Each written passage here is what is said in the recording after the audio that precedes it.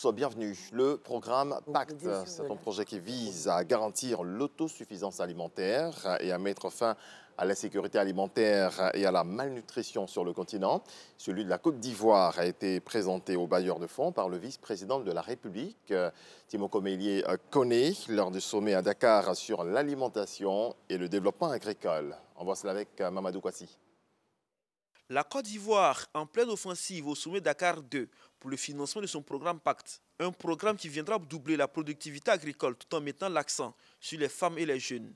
Ce programme prêt à être mis en œuvre est porté par les ministères en charge de l'agriculture et des ressources animales et halieutiques. Accompagner le secteur agricole dans toute sa diversité végétale et animale pour l'atteinte des objectifs d'autosuffisance alimentaire, de sécurisation alimentaire. Et donc, ce sont au total 8 projets pour la Côte d'Ivoire, donc 3 des ressources animales et halieutiques et 5 de l'agriculture qui ont été ainsi défendus. Les 8 projets présentés dans le pacte reçoivent l'adhésion des partenaires au développement. Le FIDA est déjà en train d'investir à peu près 60 millions de dollars sur 2 projets qui appuient déjà les axes prioritaires du pacte. Nous allons assister le gouvernement pour mobiliser des fonds, y compris des fonds verticaux, qui sont vraiment des financements suffisamment larges, suffisamment grands, qui vont transformer l'agriculture. 375 milliards de francs CFA, c'est ce qu'il faut mobiliser pour le financement du pacte Côte d'Ivoire pour la période 2023-2026. Mais déjà, l'État met sur la table la somme de 54 milliards de francs CFA comme apport initial. Le pacte de la Côte d'Ivoire va reposer sur le principe suivant. Investir pour booster la production agricole et alimentaire. Les investissements seront orientés vers le développement de la production avec une maîtrise totale de l'eau. La promotion de technologies à haut rendement, climato-intelligentes et la promotion de production sous tunnel avec des semences améliorées et des systèmes d'irrigation de pointe. Il va également reposer sur la sécurisation foncière. Président de l'ouverture de cette table ronde avec les bailleurs de fonds, le vice-président de la République a appelé à la mobilisation des partenaires au développement pour l'aboutissement du pacte ivoirien qui met en valeur la triptyque production, transformation et commercialisation. La mise en œuvre du tandem agriculture-élevage quelque chose de très important pour nous, parce qu'il doit permettre une meilleure valorisation du potentiel.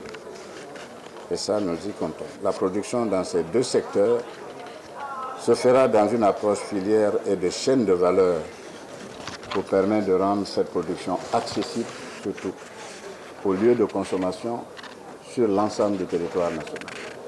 Ce pacte offre d'importantes opportunités d'investissement privé dans les chaînes de valeur prioritaires, notamment l'agriculture, l'élevage, la pêche et l'aquaculture. À cet effet, d'importantes réformes ont été mises en œuvre pour accroître les investissements dans la production alimentaire. Il s'agit en particulier de renforcer la sécurisation foncière qui conditionne notamment un accès élargi au financement bancaire.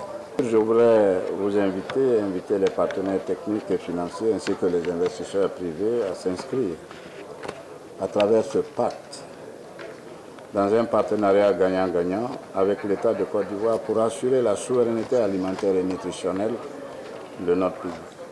La BAD, en lien avec plusieurs partenaires de développement, s'engage à financer le projet de souveraineté alimentaire à travers les pactes des pays africains.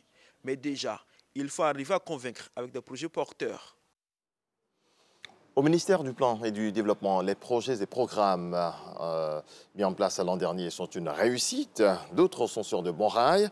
La ministre Niali Kaba a fait le bilan de ses activités face à son personnel et les partenaires au développement, non sans faire des projections. Frédéric Oulaye et Godefroy Okamawa. La Côte d'Ivoire a enregistré un taux de croissance remarquable au cours de ces dernières années. Ces performances économiques sont dues à la mise en œuvre du Plan national de développement PND 2021-2025.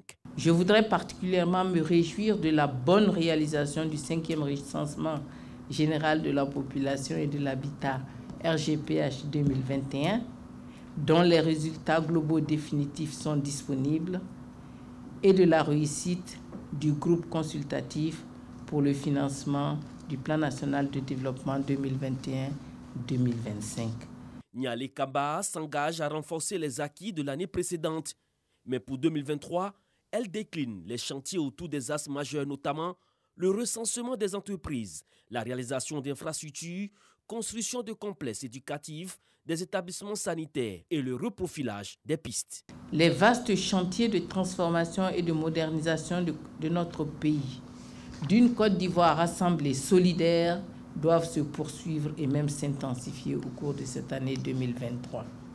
C'est pourquoi les acquis importants qui ont été obtenus par notre département ministériel sur la période 2020-2022 doivent être consolidés au cours de cette nouvelle année.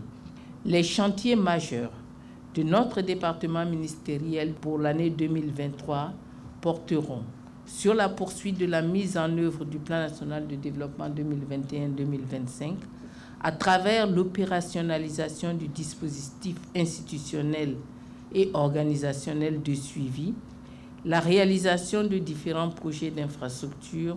La ministre du Plan et du Développement a invité les partenaires à renforcer leur stratégie et solidarité en faveur de la Côte d'Ivoire. Dans le reste de l'actualité, au Burkina Faso, un incendie a ravagé ce dimanche 29 janvier le marché de Sankariaré, l'un des plus importants de Ouagadougou. Des commerçants pointent du doigt les bâtons de dynamite vendus aux orpailleurs. Aucune victime à déplorer selon le gouvernement, mais des centaines de boutiques sont parties en fumée. L'exploration du gaz au large du sud du Liban va pouvoir enfin commencer. Le Qatar est entré ce dimanche, comme le français Total Energy et l'italien Eni dans le consortium chargé d'explorer cette zone maritime à la limite avec Israël. Retour de l'information à 7 h.